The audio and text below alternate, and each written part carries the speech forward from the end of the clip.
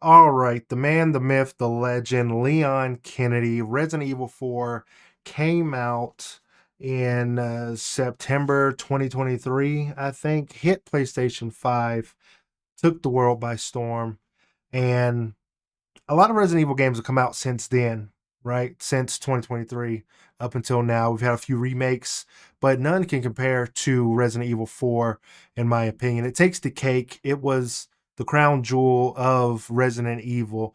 The other one set the pace. Resident Evil 4 changed the game. So, right now on today's podcast, I have Boo Alfera with us today. So, how you doing, Boo? Same old, same old. And today we're going to be covering Resident Evil 4. We're going to go over a quick few things about it, what made it great in its late day, why do we keep talking about it today, and how Leon Kennedy has changed Resident Evil for the better. Hopefully we can touch on all those topics today. So, again, this Resident Evil 4 2023 came out on PlayStation 3, came out on GameCube, and now PlayStation 5 remakes, remasters, redos, do-overs. I don't even think that this is a do-over for RE4. I don't even think that it's a there's no redemption here. It's just good quality put up. It's an alley-oop for a slam dunk. What do you think? Uh, yeah, man. The game itself has always been a joy, even back when it first came out on the PS2 original days and GameCube era. The remake or remaster, whatever you decide to call it, I still think holds up just fine. I mean, the game sure got some small system changes, but it's still RE4 the way you remember it, and it's still the same. It's a new voice actor, sure, but it's still the same Leon. Not even in a bad way. They got a new voice actor? Yeah, the original game had a completely different dude doing the VA. Excuse me, sir? Sorry to barge in like this. Remember either of their names, so I apologize beforehand. But yeah, they're completely separate dudes. That's how good the second guy did, is that it's barely noticeable unless you specifically are looking for it. Nostalgia's nostalgia. I remember going back and playing Resident Evil, Final Fantasy VII remake, and then remembering what it was like on PlayStation One. And in my brain, I always thought Resident Evil, I mean not Resident Evil, Final Fantasy VII looked like it did today. Like I was so engrossed in the world, just like RE4. As soon as it came out and I played it, and I was just like, it's just like how I remember it. Like nothing has changed. It just feels better. Like I felt like it's always looked good, especially in the time that it releases. It's just always a good, I don't know, experience. Hang out with Leon again, you know? Oh, no doubt it is. That it's just funny though, because the remake does offer that same level of feel. It's just as good. It's just as thrilling. It's just as enthralling. It's just as frustrating when you're playing on the higher difficulties. It's the same Resident Evil 4 that you remember from back in the day, with a new coat of paint, some new voice actors, and some new internal mechanics, which I do think added to the game. Instead of making it more random, there's a little bit more player agency regarding, ammo and progression. Yeah, I don't I think back when I played it originally, I think I really undersold the knife and how that was playing into the kit of Resident Evil with because I remember back in Resident Evil, shoot, man, I think it was the Resident Evil 1 remake on GameCube, and they introduced daggers. I don't know if you remember this, but like when you were uh, playing through the game as Jill or Chris. I think it was. I don't remember if it was just Jill, but you could get these daggers, these knives, and the enemies would attack you, and then you would not take any damage. You had the chance to use a dagger, and it would impale them in the head. And On a lower difficulty, it could kill them. On a higher difficulty, it would at least get them off of you. And then Resident Evil 4 came out with Leon's combat knife, and I felt like it made it more intimate with how you would use a piece of gear in a survival setting, you know?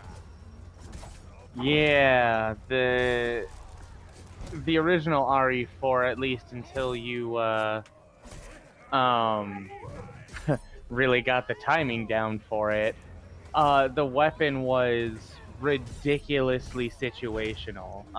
Later on, you could, spending enough time with it, you could kind of get a little bit better on like the actual melee timing and make it a lot more viable because it does do really good damage, but it wasn't very useful comparatively. Although in the remake, I feel like they did a damn good job changing that up because they ended up making, not only upgrades to the knife, but multiple different kinds of knives that perform differently, which I actually kind of enjoy because you can also then repair these knives and keep using them.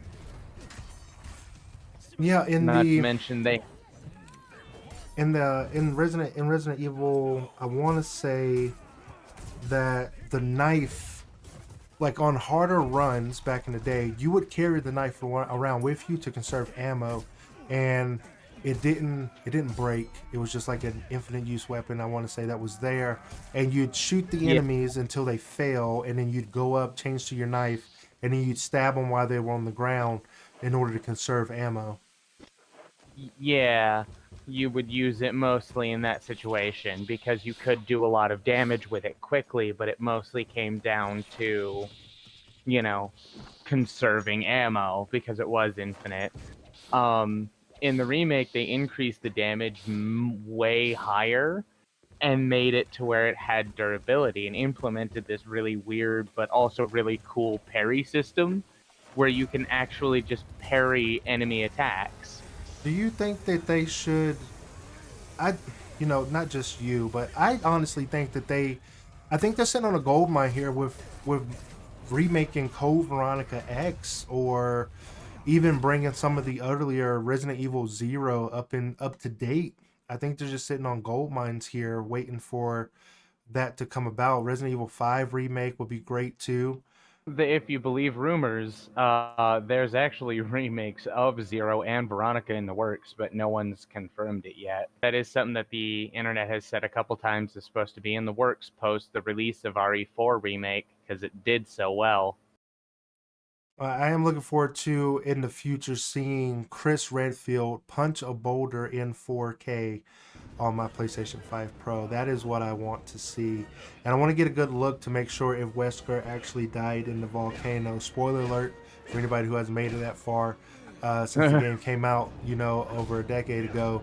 But at the end, when Chris shoots the rocket, I swear Wesker ducks underneath the rocket. He really doesn't die at the end.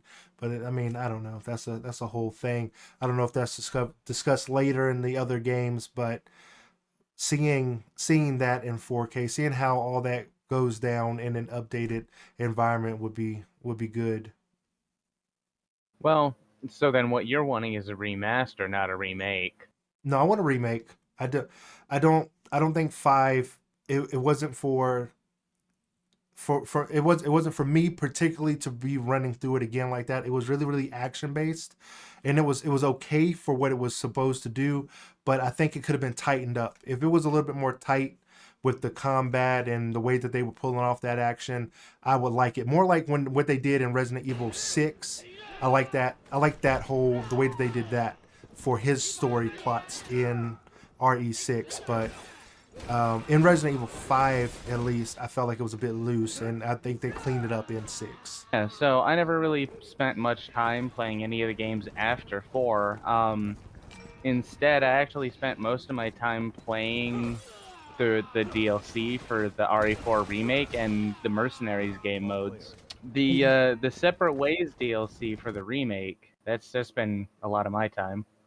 So in the most recent versions of Resident Evil 4, after the GameCube release, Separate Ways is unlocked by completing the main game. The PlayStation 3 version allows you to play separate ways once you've finished the main campaign. So you unlock the mercenaries and you unlock separate ways after playing it. There, that's where we got the another good look at Ada's character and how the game was progressing and where the story was going forward at. Separate Ways was in the original game, and then we expected it for the RE4 remake, Understood. like we did Mercenaries, because they were both in the original game. Interesting. Well, that's actually a fun little gap in my knowledge. has no idea I what's guess I going get to look on. forward to that. He's I didn't nothing know we they need ever to worry did about. separate ways for the original RE4. I only ever did it in the Mercenaries. I can't wait to go do that and revisit the two comparing each other. At least Leon. the remake, I did play the RE4 remakes version of Separate Ways, and I liked it quite a bit. Now, after I finished playing RE4, I didn't really dabble in Separate Ways. I want to say that the whole voice actor thing kind of took me for a loop. If you, I don't know if you remember this controversy or if you heard about it or anything on the internet, but to summarize it, the voice actor for Ada was probably particularly maybe a good voice actor, but I don't believe that she put herself in the role per se. She didn't really land where I felt Ada was versus how she portrayed her. And to me, Ada was like Cowboy Bebop, Faye Valentine. She's witty, can be underestimated, smart when she wants to be. Gets a little bit full of herself, and she also makes mistakes. But she's not a character to be trifled with. And I felt like that the new Ada came off as mysterious and elusive and more cloak and dagger than um, I felt like Ada in the original man was having a good time, but she was behind the scenes, she was doing something serious, but she never wanted you to be all up in her business. Yeah. To be fair, though, that's always been Ada's character anyway. It just is a more accurate portrayal of that character. Ada never was one to be forthcoming with information in any version you look at her. In the earlier portrayals, yeah, she was more witty, but that's because overall the games were more snarky. It was supposed to be more angsty to appeal to a more teenage audience at the time.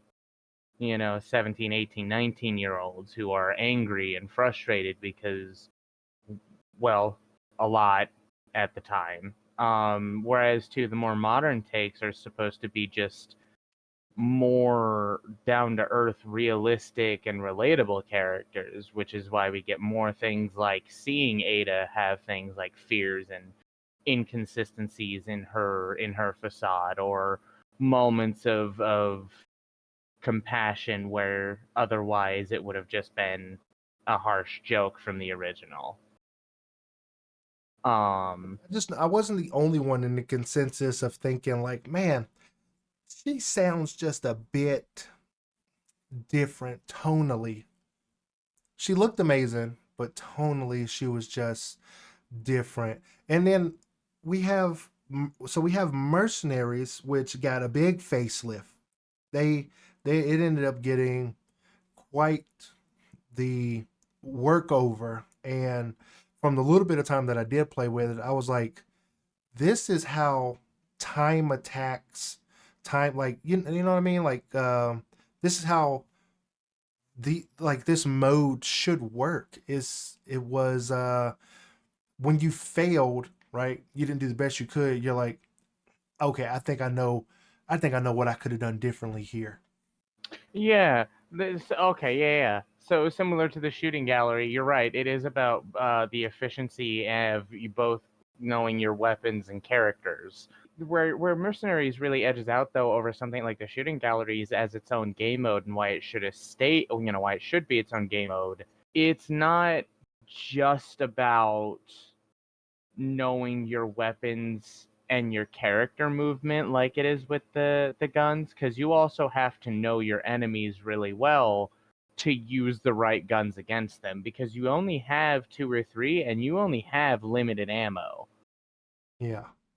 Save for a couple of characters, at least in the remake, you have this fun little weird bar where you can fill it up and do a weird thing, and a couple of them just have infinite ammo for a few seconds while the bar is active. They make it a completely different problem, but The overall feel with how Mercenaries went in the new one, it just wasn't it just wasn't knock this out for a S rank. It was you're enjoying the world of Resident Evil, and this is another way that you can enjoy it without it ripping off something like Call of Duty Zombies or whatever the heck else they were trying to make with that. Like what's it called? Like Resident Evil. It was like a Dead by Daylight thing, but for Resident Evil. It was called Resident Evil Reverse. oh, I have no idea. Yeah, nobody Um, played this thing. This thing was like terrible. Well, I don't know. For me personally, the Mercenaries, I guess, had more to offer because it wasn't just another way to enjoy the world. Like, it was a way to specifically engage with the combat in a relatively free environment that was still challenging in the way the game's required. So you could actually build skill instead of just, you know, failing through the campaign for X amount of time. So in Resident Evil 4, the remake and the original, they have a slew of characters, colorful characters.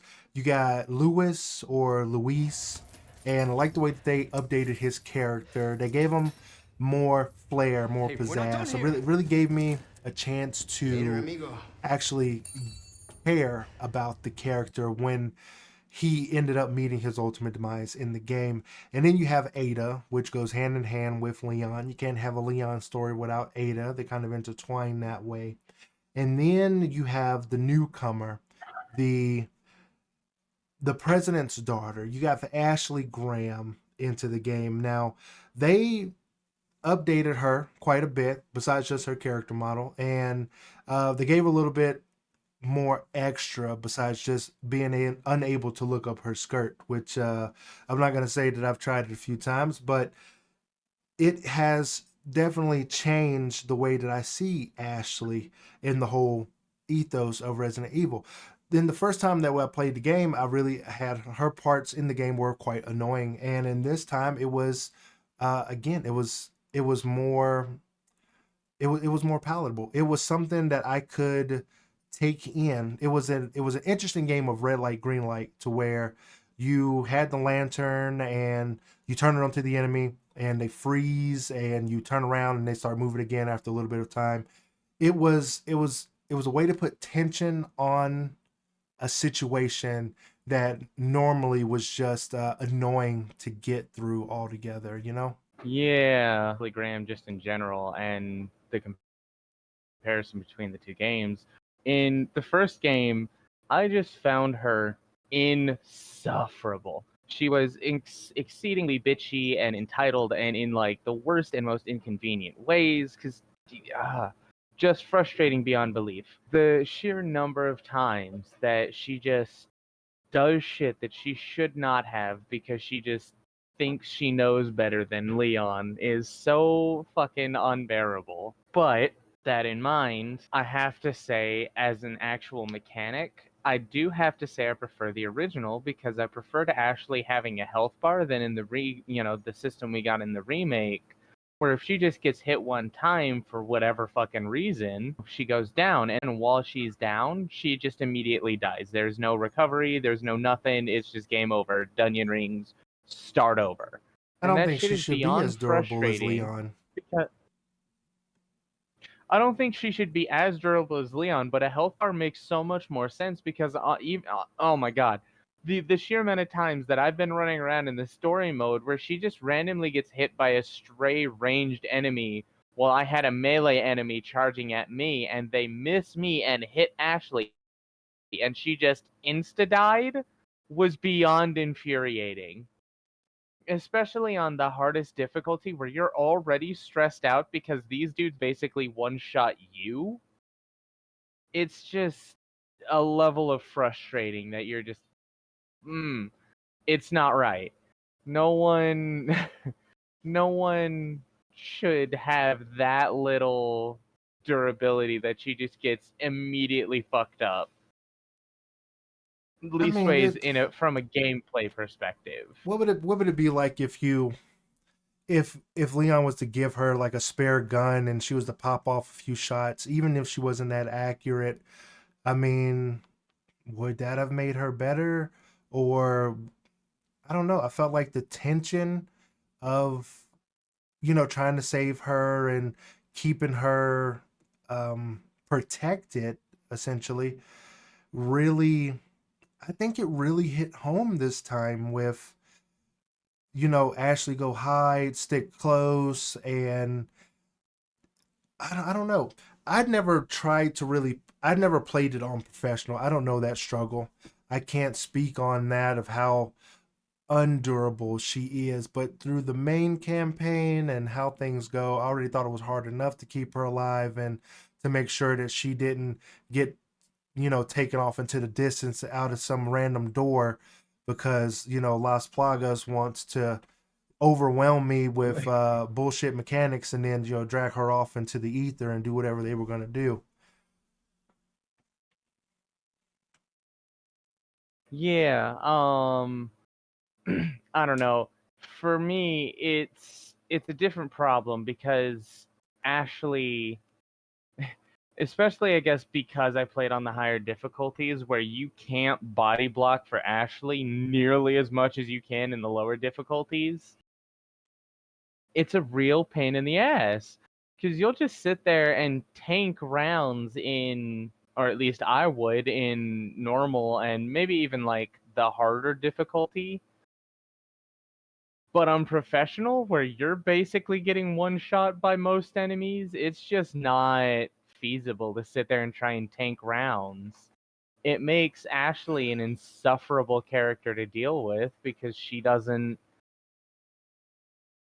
can't even tank some of her own damage to stay alive. The moment she gets hit, she goes down, and if she gets tagged again by anything, she immediately dies. Game over. Like, that's so stupid. How It's many so Ashley difficult. sections are there really though to where she's in danger that many times? On professional, all the time. Because you can't let yourself get hit either. I don't So, remember. Maybe I'm every. remembering it differently, man. Because I'm just not remembering her being. I don't know. Maybe it's because I It, wasn't on professional. Because I don't really remember her being that big of an. I know she was an inconvenience, but I don't remember her being that much of an inconvenience. when my personal experience, it's always it turned out to be easier to deal with Ashley on the lower difficulties because Ashley never was in danger because I would just stick Leon in front of her. You have so much health. So I would I would get hit by the melee weapons, or I would get hit by the ranged weapons, or I would just tank damage so Ashley was never in danger. But where the enemies are doing more damage in professional to Leon, I can't do that. I get hit once, maybe twice, and it's game over. I don't. You Maybe know? we'll have to. Maybe we'll have to come back and revisit this topic because I just really need to get good and play on professional and see the struggle because I don't I know she has these parts to where like you're crossing the bridge and that the creature that has the things inside of its body where you can only see it through the scope and The um regenerator. yeah, the generator part and the enemies that are running over while she's trying to crank the bridge over, same part with her where she's kind of vulnerable. You're shooting things from a distance. You got these enemies that are trying to take her away. You got that thing behind you trying to get you. And I know that was really annoying. I can't really think of a more annoying part with her in it besides that point. Um, yeah, that bridge section was really annoying. To be fair though, I guess because of playing the first game, I knew about the biosensor scope tanking out regenerators quickly. So I just held ammo to spray that motherfucker down specifically the first time she died.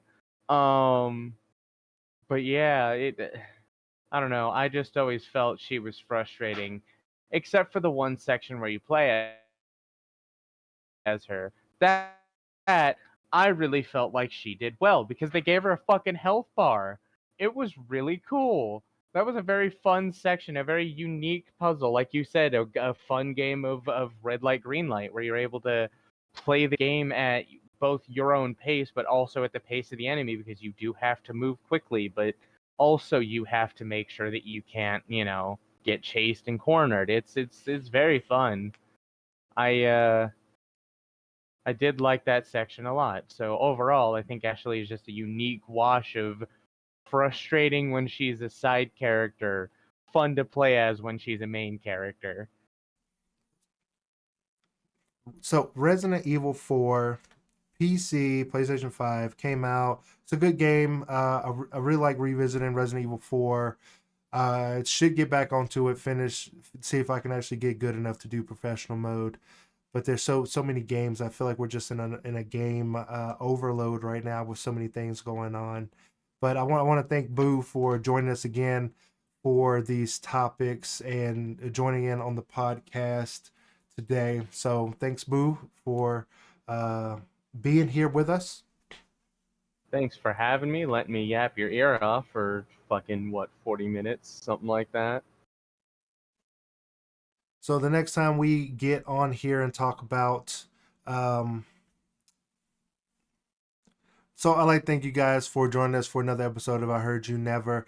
And if you want to see any of the other videos that we've done here on the channel, the other videos are Maybe Not For You, covering the first Ascendant, and Is Destiny 2 on track for a comeback? You can check those out on the Mangumson channel. Should be listed in the podcast section below if you just want to hear those as background noise for your everyday viewing pleasures. And get in where you fit in, and I will see you in the next one.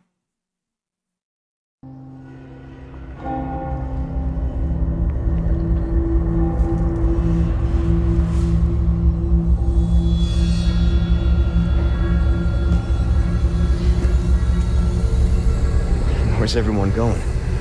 Bingo?